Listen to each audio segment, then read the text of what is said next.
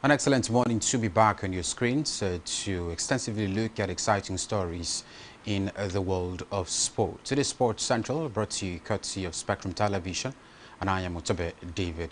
Well, this morning a whole lot to look at, and of course also highlight some topical stories from the world of tennis, where over the course of the weekend the Madrid Open of course reached a crescendo with emerging champions across the WTA and the ATP category.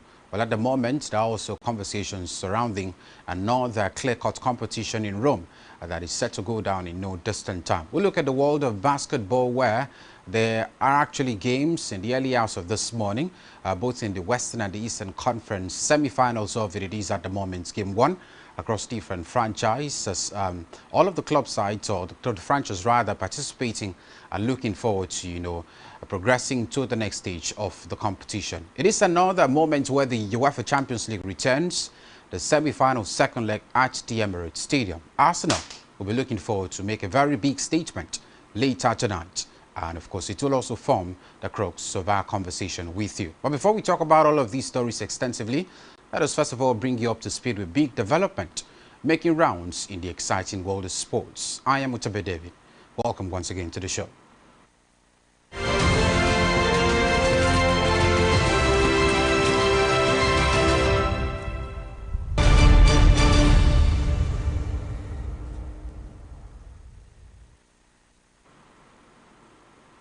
Well, we'll start off from the world of athletics, where Athletics Federation of Nigeria President Tinubu Okowa has praised President Bola Tinubu for supporting Nigeria's successful outing at a world release in Gabon, where the country secured multiple qualification tickets for the 2027 World Athletics Championships. Team Nigeria concluded their campaign in Gabon with 4 qualification slots for the Beijing event, adding to an early African record performance in the mixed 4x100 meter relay on the opening day. Reflecting on the campaign, Okowa credited the federal government and the National Sports Commission for ensuring timely preparations, noting that financial support played a key role in the team's performance. The team also earned a place at the World Athletics Ultimate Championship, scheduled to take place in Budapest later this year. Away from that, WNBA side Dallas Wings have released Nigeria's D-Tigers star Ami Okonkwo following the expiration of her training camp contract. Okowa joined the team during the preseason and delivered impressive performances in the exhibition games, but she was unable to secure a spot on the final roster ahead of the new WNBA season. The Nigerian forward averaged 8 points and 2.4 rebounds per game across her 2 preseason appearances for the Wings, showing glimpses of her quality and experience at the highest level. Despite her departure, Okowa's performances during training camp further underlined her importance as one of Nigeria's top female basketball players. The former African champion is now expected to continue her professional career elsewhere as she looks to secure regular playing time ahead of future international assignments with Nigeria. Moving on, the up-and-down nature of the New York Knicks season created the circumstances for them to look like the playoff juggernauts they've been for the past week or so. Game 1 of the Eastern Conference semi-final was essentially over before halftime as the Knicks looked and took a 23-point lead over the Philadelphia 76ers on the back of Jalen Brunson, 27 first-half points.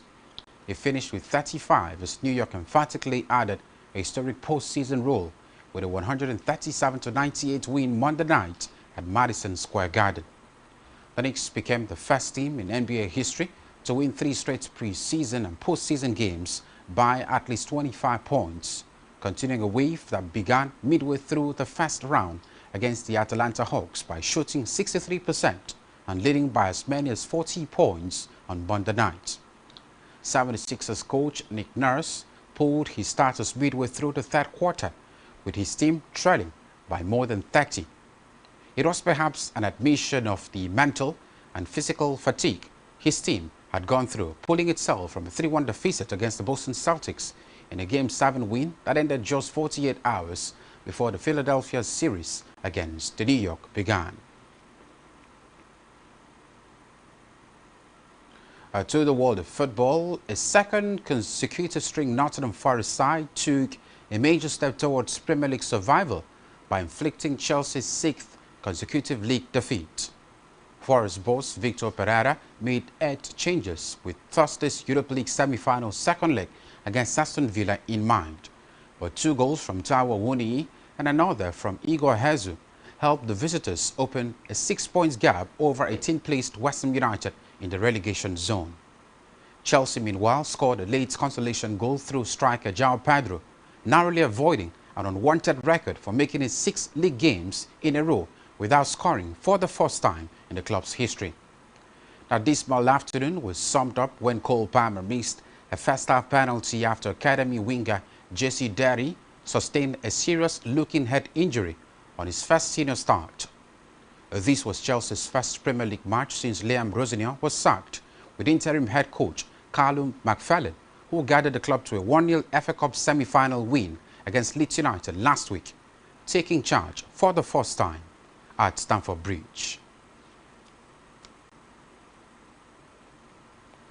And that's all we have for you in Sports Wrap Up at this time. We'll take a short break, and when we return, we'll have an extensive conversation on the show. Do stay with us.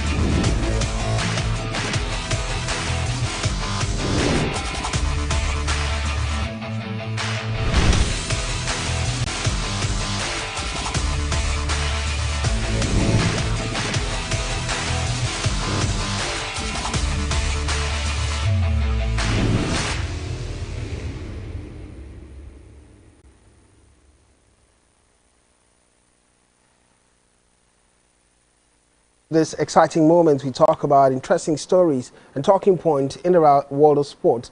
It is Sports Central, and my name is Blyden Lukem. It's Sports Central this morning. One of the key talking points, a little bit of game we're looking forward to this evening, rather. It would be a big battle between Arsenal Football Club and Atletico Madrid. Remember, Atletico Madrid has not been able to win plenty matches going to England. The first leg of the game, the semi-finals of the Champions League 2025-2026 edition, the first leg was a 1-1 draw at the Metropolitano Stadium. We're moving forward to England. 5 games Atletico has played in England, and they've had only 1 win. And that was in 2022 March when they defeated Manchester United away from home. What a conversation is, can they do it? That's where we're looking forward to and where we're talking about. Multiplicity of conversation will center around, or the talking point, most importantly, the world of basketball, getting to the crescendo of it. And what we're talking point around basketball are definitely seem to be who gets the victory moving forward in the playoffs. It would be a conversation to talk about. I'm not alone in the house. We'll also look at further details from other sporting activities, especially from Nigeria's point of view. But the guys are with me in the studio. Utuma David, Fonitina, good morning. Utuma David, so good to see you. Multiplicity of conversation. It really would be the Champions League today. Good morning, Utuma. Absolutely. An exciting morning to be back. I think a whole lot to especially talk about in the world of football. We're talking about the Premier League and Manchester City sleeping last night. And then we're looking at Arsenal as well, potentially making it to the finals. I think it would be quite a very difficult battle. But I'm all in for this. All in for this, Utuma. Fonitina, good morning. Excited to be back. Well, Fonitina seems to be a man of not many talks. Let's get to the talking point then, shall we? And starting from the world of athletics, where we narrate everything that gets to happen even further. So Kowa Hells, Tinubu for the World Championship ticket. And what a conversation will center around good performances from Team Nigeria in the relay competition. Fonitina, let's start from there. I don't know what you make of it, but when you have the head of Athletics Federation coming out to really press the precedent in that, and it seemed like they've done so well in it. I don't know what you make of that Team Nigeria's performance during the championship year, but moving forward, many praises for the president. Definitely. I think apart from the fact that it's the political period, so yeah. everything will always be attributed to the president. I want to say I think it's good to see Nigeria doing quite well at competition, this particularly in Gabon, Botswana. I think that was last week last week. And according to Tinubu Kowa, is saying the president did quite a lot. Financial support has been unprecedented. It's not had this level of support in the past that many years. But that particular statement struck me because I listened to the whole the whole interview and everything. He said he's not had this particular support in the past few years. President Tinubu has been here for how many years now? So if you're talking about the past how many years, he's still been there. Yeah, so what's the difference now? He's still the same man. So maybe he's done better now. So a big praise for the president. Well, it's a political period, so we know why it's coming. Oh, okay. But apart from that, I just have to say congratulations to the guys. They've done quite a good job. They've sealed qualification to different numerous other competitions after this particular one, because that was the most important thing. It was not just about winning the world championship. It was about getting qualification to the World of Athletics. Coming up quite well. I think about 2 competitions. The boys have already got qualification to those competitions. So it's very exciting. 4 qualification slots for the Beijing events, adding to earlier African record performance in mix of 4x100 relay on the opening day race for them. Well, let's talk about it somewhat somehow. No matter how I want to look at it, when the president's done well, we have to also have some funny tonight saying, look, it's a political season. We really understand it anyway. Lots of energies, but away from the politics of it, one of the conversations we've always talked about moving to a tournament has been the very fact that there have been questions about funding for some of the teams. We see Team Nigeria struggled a bit, some either complaining about the kits. And if something has been done a lot well at this championship, then really something to be excited about. Recently, I was going through the Ghanaian team that went for the championship. A couple of the athletes came out to really complain about the presidency. And they're saying, look, you have to take athletics serious, just like the same way you take the Black Stars serious. And from a Nigerian point of view, it might not be the same level of Super Eagles of Nigeria, but at least something positive to look forward to. Really good, I must say. I must actually commend the organizers from the Athletics Federation of the country. But I think they've actually learned their lessons. It's not just basically about throwing documents on them. Recently we're also talking about so many athletes coming out to complain about the treatment of the AFN ahead of major international competitions. And I think they've actually learned their lessons from there. Okowa himself has also been able to ensure that all of these athletes were actually well prepared before going to this, particular competition and qualify for major championships and all of that. But I think beyond all of these now praises now, I really want to see the level of consistency that will be meted out either from the federal government, courtesy of the Athletics Federation, because it doesn't just end here. Just like Funes mentioned, we actually know the season where we are at the moment. So probably in some cases you may actually have things go the right way. But what happens when the season is over? When we have the World Championship beckons, when we have other major international engagement beckon, we will still have this level of preparation going even forward. I think that's where my concern would be. Because so right now everyone is trying to do absolutely. So looking forward to the 2027 elections. We're looking at all of this now. What could potentially happen when those tournaments, kickstarts by next year? But I think it's a good time now for these athletes prepare well and qualify for major tournaments. Well, prepare well and qualify for major tournaments is what Twitter David is talking about and looking forward to. And now let's talk about this one from Dallas Wings, the release of D Tigers forward Ami Okonkwo. Unfortunately, I'll start with you now. In recent times, we've talked about the movement of Ami Okonkwo, especially at the global scene from the US and on and on and on. And now being released by Dallas Wings in this regard. What's really transpiring in this one? We're hoping that it would be a situation where we see a bit of stability in our performances moving forward, especially when they perform so well for the D Tigers at Afro Basket Tournament, a big superstar about a club level. It seems to be that of mixed fortune. Well, I think for Ami Okonkwo it's quite sad because she joined them just in the preseason rather, and now she's not even met the main roster. So it just shows that she didn't make the court. So I don't know why a lot of people are trying to paint it in a positive light, but for me I think it's a negative light for Ami Okonkwo. At this point in her career, she should be able to compete with the best of the best when it comes to other female basketball players. So it's quite sad. I just hope that she gets to find another team because preseason is done and dusted for the women for the WNBA. So and now, if she gets to another team, it's going to be very tough competition for her. She might just have to maybe go to Europe, not the United States of America anymore. But quite sad for Ami Okonkwo. But if there's something I know about her tenacity, she's not going to give up that easily. So I expect to see Ami Okonkwo at a team this particular season doing quite well for herself. Might not be the WNBA anymore, which will be sad because I think a player of her level, a player of her quality, deserves to play the WNBA. But the WNBA is not the only NBA league we have. So let's see what she does in Europe now. Let's see what she does in Europe. Unfortunately, today speaking about it in this regard, Ami Okonkwo, a big superstar. How many back-to-back championship best players she's won now? I think two of them. Absolutely fantastic for her. And moving forward, a player of that caliber, many thought should be at the pinnacle of basketball club games, definitely, especially in the NBA. But it's not really seemed to be happening for her at the moment. Well, multiplicity of conversation has been a story about tenacity. And quickly to the world of swimming, would be a discussion as Nigeria hosts African Swimming Championship. Well, to David, it seems to be another big championship every now and then. When you talk about this level of championship from an African point of view, I think the big question from my end would be how Nigeria make the most of it. And now we're hearing a big championship, African Swimming Championship, taking place in Algeria. Well, good for Algeria, hosting this particular competition. I came across a story yesterday evening, and I was asking myself, when exactly will actually have Nigeria do quite well in competitions like this. I think we're actually below in terms of swimming competitions. Rarely you hear Nigeria winning medals when it has to do with this particular sport. I could recall, I narrowed it down to Akwa Ibom State particularly. I could recall when we had the Akwa Ibom State sports festival. I mean, athletes were actually struggling, doing really well in that particular aspect, which is swimming, which also, to a large extent, goes to the very fact that we have to do more. I do not know whether we even have a swimming federation in the country. We do. I do not think it's workable. It's that effective because when you have a federation in the country, you also have to organize some of these grassroots competition to ensure that the girls and the boys are actually able to swim as many as possible. Yet you have persons go to pools.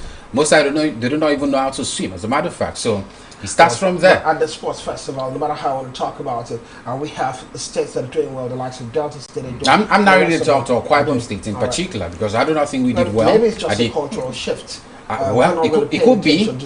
It could be, and I'm also, of course, giving credence to the likes of Delta State. But I think beyond, conquering the national, sports festival, you have to take it a lot higher to the continental stage, the international Now, stage. swimming doesn't seem to be a thing for Nigeria. Might not be, but I think it's a thing of concern. When you have it as a sport in the country, you've got to develop it. I think that's where Nigeria at the moment. A big question around swimming has been the fact that every now and then when Nigeria goes for the Olympic Games, Commonwealth Games, there's no swimming athletes in that direction participating for Nigeria. Most often than not, you check it, you won't see swimming athletes in that roster. Because what's the point in taking an athlete to a competition You're not and sure won't you'll cross get the medal. line? Not even getting the medal, won't compete, won't be able to compete at the standard of the rest of the world. So it's a good time and a good call from a Nigerian contingent to really talk about swimming, a multiplicity of medals in the world of swimming. Remember Michael Phelps, one of the greatest when it has to do with Olympics. I think he's the greatest. Okay. Greatest ever swimmer. Well, I was talking about Olympics generally. One of the greatest when it has to do with Most Olympics. gold medalists. He has the most gold Of medals. course, swimming has more medals. He can use a number of medals. This one did what Usain Bolt did. That's another stuff. Because how many events you have in swimming? Over 20 more. So if you go on many of them, the world of swimming and not totally the athletics. he's one of the best in the world of the Olympics generally. That's why we can't necessarily say anyway he's the greatest, because many will argue about it and talk about it. Well, quickly, moving away from Algeria, let's talk about one interesting feature for me when I'm trying to get a grasp of it. Definitely, it would be the fact that NCAA star Adebanjo I impact beyond basketball. I don't know what it means for her, but basically Nigerian forward Blessing Adebanjo says she is focused on building a career that extends beyond the court. She continues her development at the University of Georgia, combining her basketball ambition with a rapidly growing presence as a digital creator. And for the thing that these days, maybe this is what we're seeing now. I remember watching a particular storyline recently, and a young lady was really thinking about doing other stuff, going to creating stuff, and we see ex-internationals do it a lot. But when you have an athlete who's in the sport and thinking about combining it, we've seen lots of content being created by Nigerian superstars and Super Falcons. Alexi Iwobi, Super Falcons, the girl that loves to dance, Alozie, and that's it. That's what I was looking forward to. The other thing is everyone seems to be making lots of money online, and athletes are saying maybe the money on court is not enough. Let's go into content creation. Exactly. I think it gives them a life after basketball, because I think sport is a very, very fun industry. You just have maybe 20 to 30 and then you're done.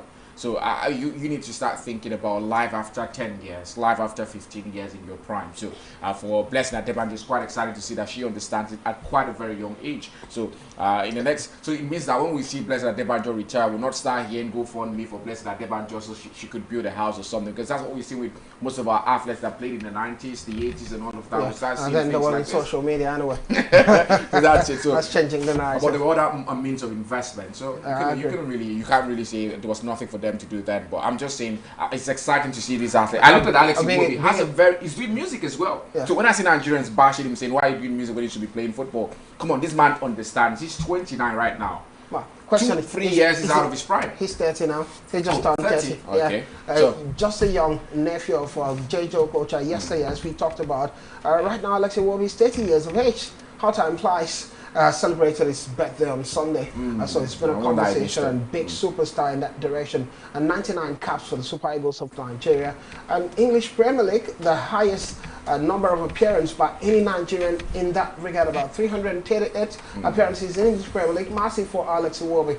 Sadly, Alexi Iwobi had to creep into this one. We're talking about Blessing Adebanjo in that regard. And quickly, before you get to talk about our talking point, would now be the world of NBA basketball getting to crunch time and looking at the energy of the semi-finals of it, and part of it would be the Knicks crushing 76ers 137 and 98 in this one, and Anthony Edwards returning for Timberwolves beating Spurs 104-102 in game one. Well, unfortunately, I don't know what's been really happening in basketball, such energy, intensity in terms of performance. Let's talk about the Knicks, the way they're playing in this one, crushing 76ers. Well, I expected it. I have to be very honest. I think if the Knicks didn't defeat the 76ers, I'd have been disappointed, because the 76ers had to go to game 7 in their, the first series, and now the Knicks already defeated their opponent in game 4. Was it game 4, game 3 of the, the series in the first round? So it was expected that the Knicks had more time to recuperate and wait for the 76ers barely 48 hours after the last 76ers game, that's when they played against the Knicks, and we're a very tough team.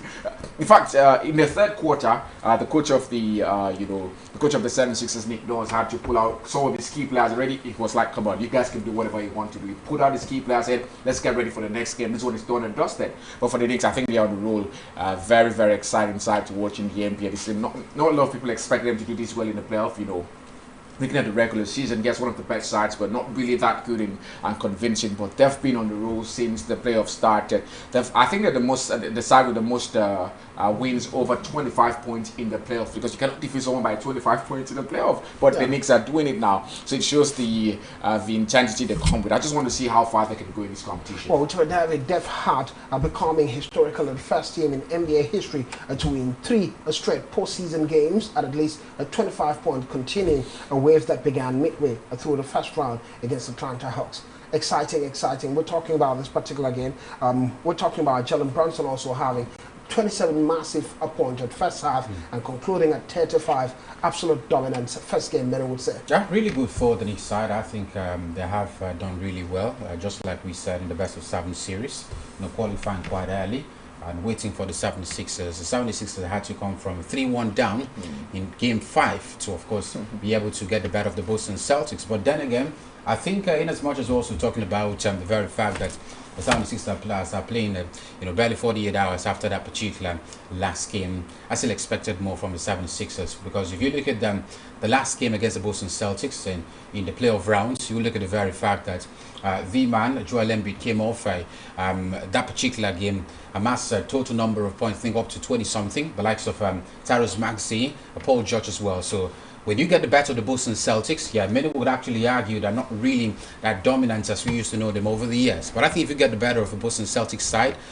who you are trailing by 2, wins in the game, I think you should have done better against the Knicks side. But then I think it is quite a game that has so many numbers. Now we're looking at game 2. It's just the first game of the semi-final. So I think the 76ers will definitely come good. They just have to, stay focused and ensure they take it game by game. A second game might not be that difficult for the 76ers, Philadelphia side in this one.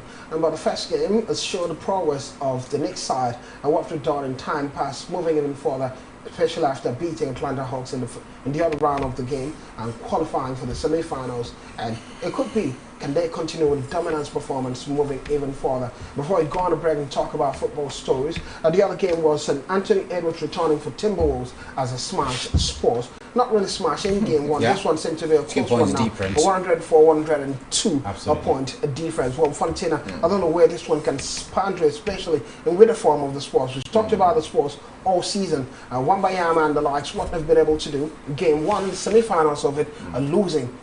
I don't know where you pitch your 10 in this one now. I think the Spurs or the Timberwolves. Two top sides definitely. Spurs for me. I think this Timberwolves are just it's the first game and they played at home, so definitely they'll be able to beat the Spurs. But the fact that Timberwolves have not done badly either.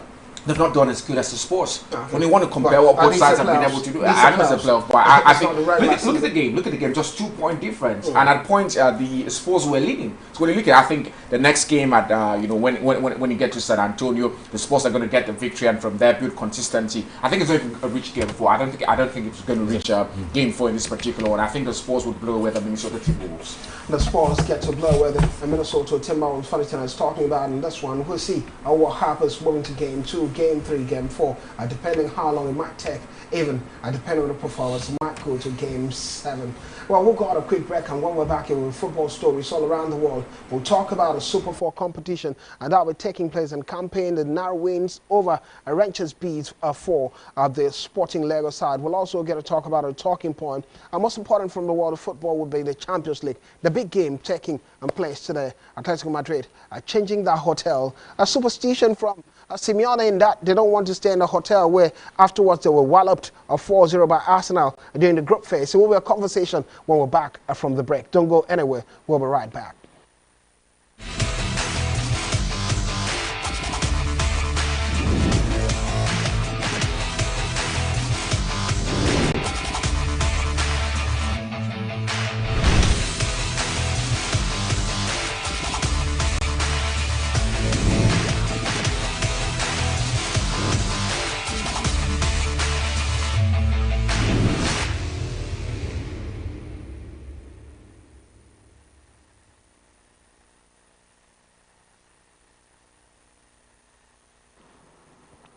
Welcome back. It's your Sports Central. And my name is Blyden Kumutuba Devin Funny Channel, still with me for company, going nowhere. And now we're going to talk about football stories around the world. And as usual, football.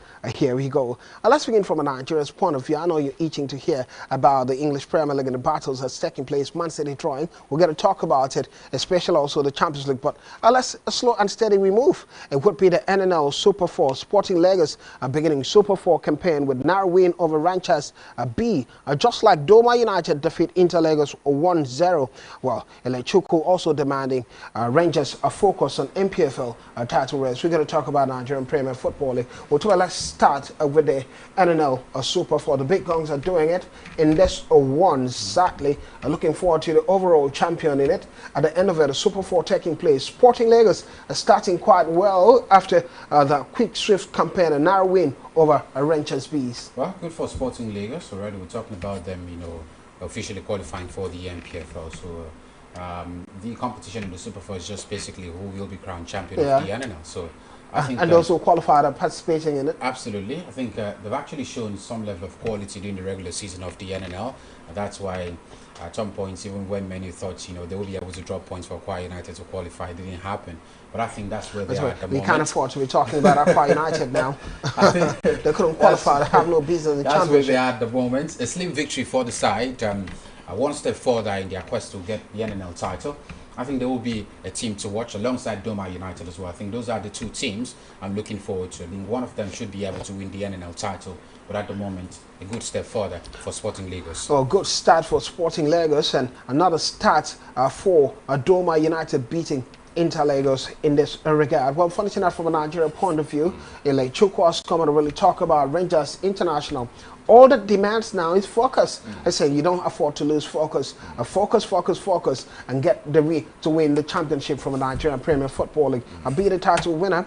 Rivers United chasing them down the neck in this one. I don't know what you make of the Nigerian Premier Football League now. Rangers going all the way to win it? Well, I think after last weekend, I think it's advantage Rangers at this point because they had an away game while Rivers United had a home game. They played against Bayelsa away from home and defeated Bayelsa United 2-0. Yeah. So, and now they're still on top, and the next game is a home game. While Rivers United next game is an away game. So I think it's advantage Rangers now. 2 games to the end of the season. All they have to do is focus, just like Elechukwu is saying. I might just say Rangers are reclaiming the title. Last season they were defending champions, couldn't do it.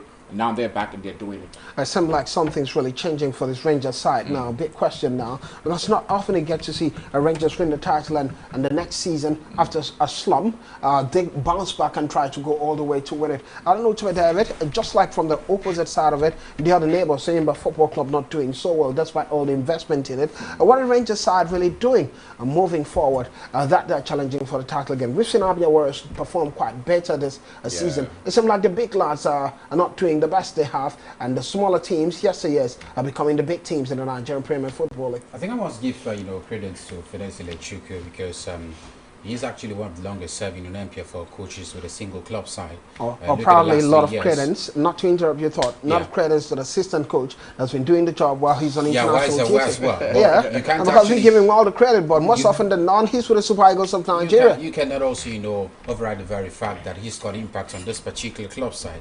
I mean, you look at the last 3-4 years, from the last time they won the MPFL title up until now. Yeah. You would always find Rangers International in the top 5, top 6 of the MPFL table, despite not winning. Maybe the credit being he's not a journeyman. I also think it's about the mentality of the manager now, because I could recall at the point where they were, below the top 3 of the MPFL table, he came out and emphatically stated that they are one of the best teams in the MPFL. So when you're speaking that to your player, they understand the demands that comes with such words. And they have actually fought. I could recall that time it was Nasarawa United top in the MPFL table, but now they're actually outside the top 2. So that shows you the remarkable strides of the band coach, Coach Elechukwu. Despite him being a journeyman with the national team, they're still able to win games. And it also shows the quality of players they have within their ranks. I was waiting for you to also talk about it. However you want to look at it. It's not all about motivation from the coach. However you want to look at it. Are you telling me other coaches are not motivating that player and saying you ought to be the best, but they're not the best? It is not also, of course, basically about, signing players. Are you actually signing the right players for the coach, the profile? Because I look at basically all the teams, they've got signings before they start out of the season, but some of these players are actually below par in terms of quality. So I think that's what Rangers are actually, using now to be over all the teams that are struggling at the moment. And I think the MPFL title, they can actually win it if they stay consistent. Well, the guys are really talking and sticking with Lechuku regarding winning the MPFL title and being consistent and focused. When Faritina, we've talked about one manager. We can go to the opposing side and look at Finidi George in his regard and what he's done with the Rivers United. Started with Imba Football Club, won the league. Everyone thought, well, it was Imba Football Club. Went to the national team. Not many people gave him credit based on the outcome of what happened. A conflict with Victor Osimhen at the time. But he's shown that he can manage a side. He can do quite well with this Rivers United side. And that's what plunging into that mid-season struggle in the Champions League and where the rock bottom of that group stage of the Champions League. But Finidi George, I don't know what you make of it comparatively to other ex-international who are managing club sides in Nigeria. Who do we talk about now? The man that wanted to be the Super Eagles coach. We've got Amokachi. Amokachi in and out for me. We're talking about who now? This man that wanted to be the Super Eagles coach now. Who was the under-17 coach at the time. Who left the country to coach a team in Benin Republic. Yeah, absolutely. I've forgotten his name. Emmanuel Amunike in that regard, yes. The left winger, how can I forget that name? Absolute legend. Emmanuel Amunike has not fared so well. The rest haven't fared so well. Even former coaches of a youth level of Nigeria, they've not fared so well. But Finidi George somewhat owning his own. Well, I think you would ask the questions. Those managers you mentioned, which team they manage? What's his name now? Finidi George has been lucky. Ayimba Football Club. They invest heavily into football. But he left Rivers United investing heavily into football. That's just Finidi left Ayimba crumbled. They're still investing in. Well, yeah. You cannot really judge it. Just one season. One season they've crumbled. Yes. What happens the next season? They've been terrible in recent times. Rangers were terrible last season. Look at them now. So at least they were champion before. Doesn't matter. I'm saying well, it does matter. I give credit to Finidi George. All credit due to Finidi George. That's why you can continue to I think he's found his level. I think he's found his level. The MPFL is where Finidi George, can show his progress. He went to the national team, was trying to clash with Victor Osimhen. I think that's not what a world-class manager should be doing. Oh, okay. Your best player. Oh, okay. Come on, you have to suit his ego. What about the possibility for Finidi George at other age grade competition for Nigeria, under 17, under 20? You think it's a manager that can step up and do the job? Definitely. I think I like his tactical. I've looked at Finidi, especially in the Champions. A lot of people were, just carried away with the fact that he was losing games, but I was looking at something. The away matches, where Finidi George, went to, for Rivers United, they were not losing by big score lines. Look what happened with Remo Stars. They went to South Africa and were walloped by Remo Stars. Nigerian teams in recent time. But they were losing at home too. A bigger score line at home. I was just saying away from home, they were not getting walloped. So but they were walloped at home. He's got something. Finidi George, according to Fon, has got something away from home. At home. Anyway, exciting things that happen in football anyway. It gets further exciting. Let's move away from Africa and Nigeria and go to Europe and talk about this interesting scenario with Chelsea Football Club. When it started this season, many people talked about it. What next for them after being a world champion with a golden badge? Well, somehow Chelsea have applied to the Nigeria Premier Football League board and they say, look, we want to keep our golden badge next season. World champions, but these world champions have been really beaten mercilessly this particular season. A change of guard for coaches and Mark Fairlin taking over as interim manager till the end of the season. We thought after Arsenal things could change, but Chelsea played Nottingham Forest, who battling relegation at the time of trying to survive, but a 3-1 loss at Stamford Bridge, David. You heard what I said. It's Stamford Bridge, a 3-1 loss for Chelsea in this one. But the only consolation is it could have been just a 6-game consecutive loss without scoring a goal, but Joao Pedro scored that goals. A collision for the goalkeeper alongside Gibbs White in this regard, and the young 18-year-old Derry also taken to the hospital because of head injury. Well, I think it's quite embarrassing that Chelsea lost in this fashion. Why is even more embarrassing is the very fact that, Nottingham Forest in this game, the manager ran 8 changes to the side. Both of those players are not players that have been playing in recent times for the side. I can't recall the last time Tara Winnie started a game for Zach Abbott started at left Nottingham Forest. He's got a Europa League encounter against Aston Villa where they're leading 1-0, so they want to get through to the finals. When you look at a team that's actually ran 8 changes to a side, you expect Chelsea to be able to beat such a team because they're not fighting for anything. You're just focused on the league, apart from the League Cup final that you've got distant time. But the league, you're looking for a place in Europe, but you were actually beaten in that way, in that fashion. I think it was totally embarrassing. At the point where many Chelsea fans thought, of course, it was the man Liam Brosino that was the problem. It evenly shows that the mentality of the team is actually down at the moment. 6 games without being able to win any, and I think it is just beyond the coach at the moment. I think the mentality is really down, but I think it's still down to the coach to be able to psych up the players and ensure they're not as terrible as Nottingham Forest. You can't tell me that, of course, Nottingham Forest are better than Chelsea in terms of like-for-like, quality of players. So I think Chelsea have got a whole lot of work to do. Just 3 games before the end of the season, can they actually, make a European sport? Well, I do not think so, because I'm looking at the quality of teams they have to play. They have to play likes of Spurs, talk about Sunderland, and talk about, of course, I think Liverpool as well. So those are really, really quality games to look forward to. Well, quite a sad point, especially when we talk about changes within the side of Nottingham Forest in that direction. Chelsea being beaten at Stamford Bridge 3-1. 6 straight losses for Chelsea Football Club. Not a good one, but it's about an argument. And maybe the likes of Taiwo Awoniyi needed to prove to the manager and that they can actually play football. And the best team to do that against is Chelsea Football Club. And next to the next game, from an English point of view, the Premier League, a battle of champions it was. Manchester City attempting to usurp that opening Everton Football Club away from home, but it didn't happen. Jeremy Doku scoring the first goal for City. We thought it might go all the way, but Everton came back strong, scoring 3, and City had to fight back and making it 3-3. Quite sad, but on the other hand, Pep Guardiola's come out and say 1 point is better than no point at all.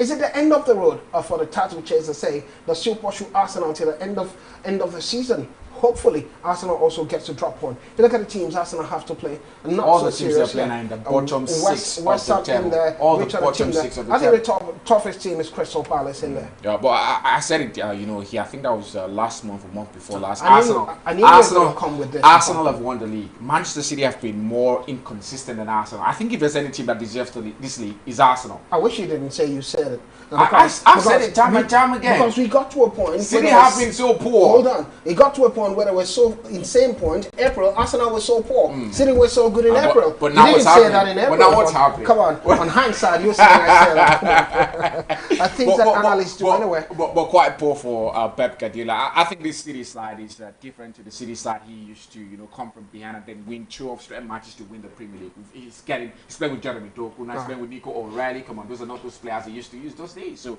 definitely, I think they're going to suffer, just like Arsenal is suffering at the moment. Well, unfortunately, I'm saying City are going to suffer even further.